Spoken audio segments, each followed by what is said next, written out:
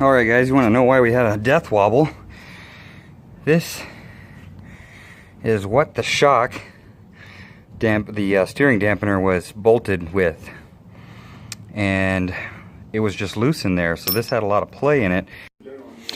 Okay guys, I want to just run through a couple of things really quick that I've been doing the past couple weeks. I did put up a video recently and I deleted it. I thought it was just kind of useless.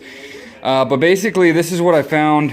First of all, this steering dampener here, I had to replace it. I had some really bad death wobble, and when I went to replace it, I found that the drag link that goes from this ball, or this tie rod end, I guess you would call it, to the pitman arm was the wrong one. Basically, that tapered bolt that goes into the steering dampener there is a tapered bolt, and it did not fit in whatever they had on there before. So all this steering that you see here came off of my my old blue Bomber, the old blue TJ, and luckily I kept that around when I did the ZJ V8 steering conversion, and I went ahead and put all that back on. I do have cracks in the bushings and stuff, so this all needs to be replaced. I kept the whole steering system as a trail spare in case I ever dinged a rock and bent my tie rods or bent my links up real bad. Then I'd have something to come home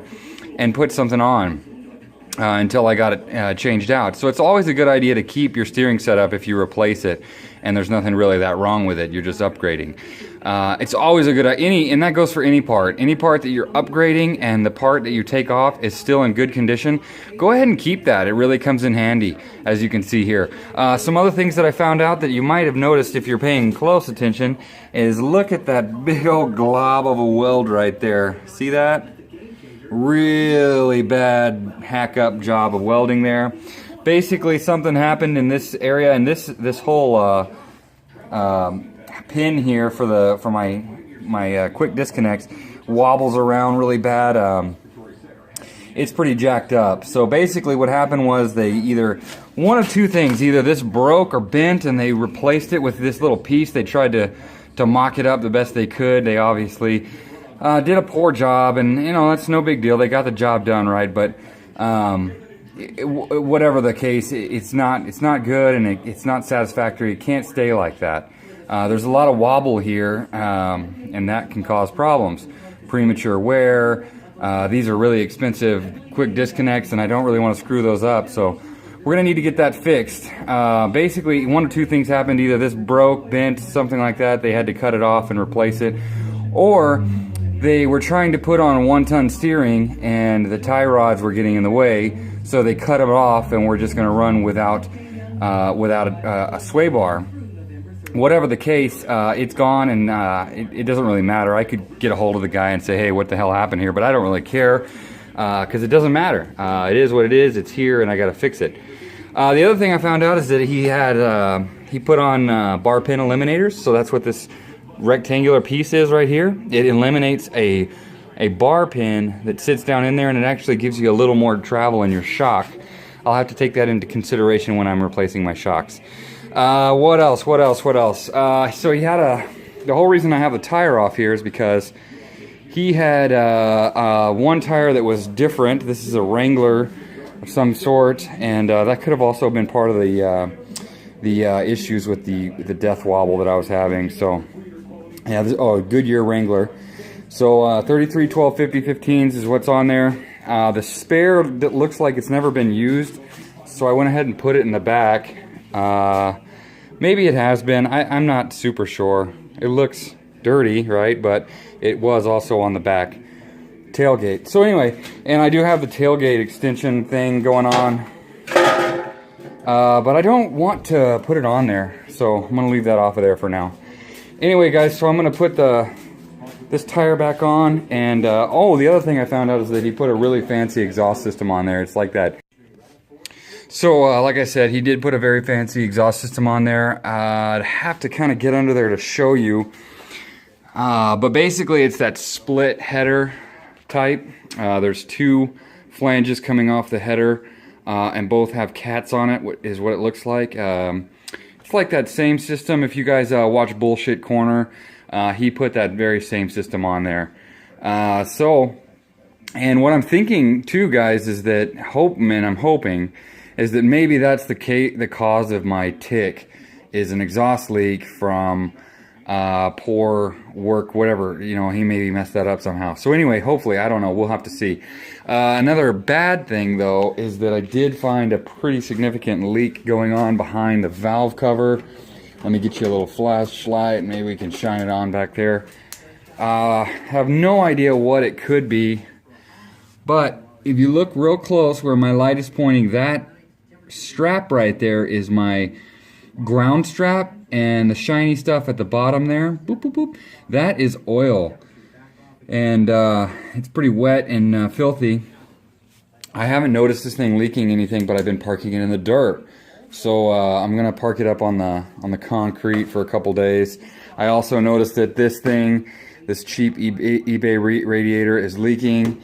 Just a little bit, and it looks like it's leaking down here at the knob where you turn it on and or off to drain it. So we'll look into that a little bit. I don't like that this is gone.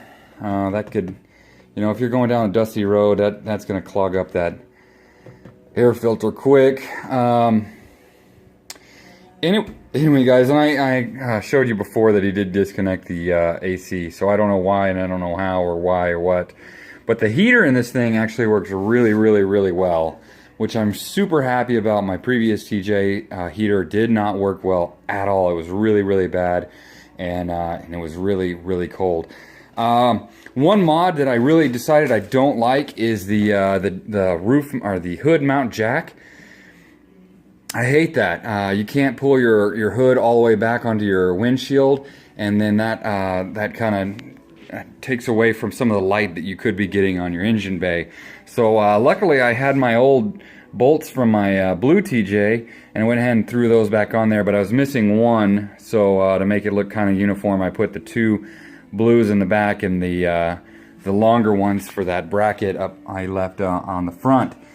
So I do have that bracket up here. I have no plans to sell it. It's all in good condition other than missing those. I'm going to keep those two bolts. So if you guys want that, hit me up on my email, pocketfullofshells@gmail.com, and let me know. I'll send it to you. I don't know, what, like 20 bucks, and you pay shipping. Probably costs you $5 to ship it. I don't know. Maybe that's not a good deal if it's missing the two bolts, but I mean, you could get those bolts at a hardware store really easily. I don't know. We can work out a deal of some sort. Maybe we'll do 15. I don't know. 15 bucks. How about that? 15 bucks. Now let's do 20. 20 and shipping. Alright, guys. Anyway, I'm going to wrap that up. And like I said, that's it. I just kind of wanted to go over a few things that I noticed. I did buy 410 gears from it. Now, a lot of you are thinking, why did you do 410 gears? On a straight 6 with 33s, you should have done 456. You should have done 488. And I say nay. 488s with a V8 swap is really, really, really bad. It's way too low for a V8 and a manual transmission.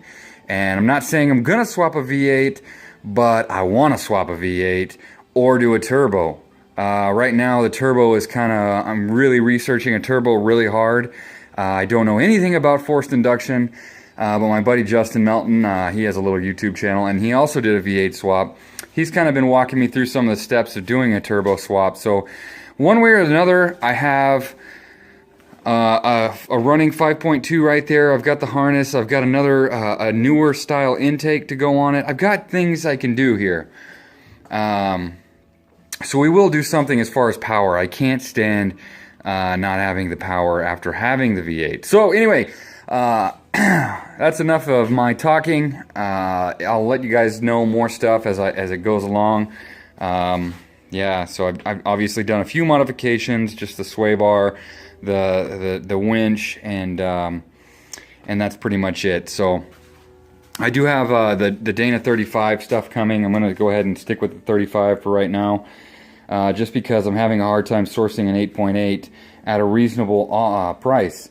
So until I find a better deal on an 8.8 with 410 gears, we're going to stick with the 35. I paid $100 for the 410 gears, and I think that's a good deal. I paid $100 for the carrier and the gears on the front, and I paid $100, 120 actually, for the Dana 35 carrier and gears. And I got the bearings ready to go for the rear. I haven't bought them for the front yet. Anyway, guys, enough talking. Like, comment, and subscribe. I hope you guys are going to enjoy some of this. And yeah, we'll see about that turbo.